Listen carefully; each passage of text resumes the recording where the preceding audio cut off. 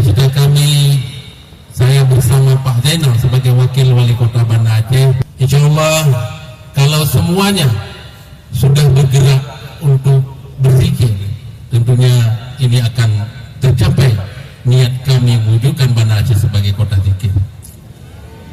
Berbagai kecamatan, di seluruh kecamatan kita laksanakan, masing-masing kecamatan melaksanakan musabaqah tilawatil Quran. Umur kota tertua di Indonesia, mungkin pun di daerah-daerah di negara lain pun termasuk kategori kota tua Banda Aceh ini. Maka tapi kita akhir-akhir ini kita sudah.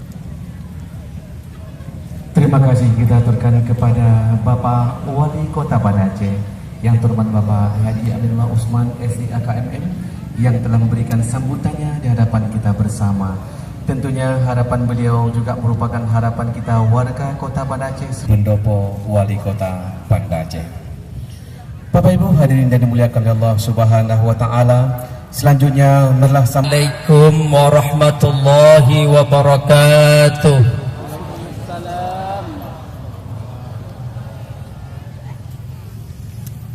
Alhamdulillah wa nahmadullah haqqa hamdi.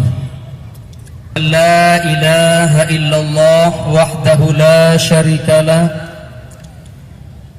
wa ashhadu anna sayyidana wa nabiyana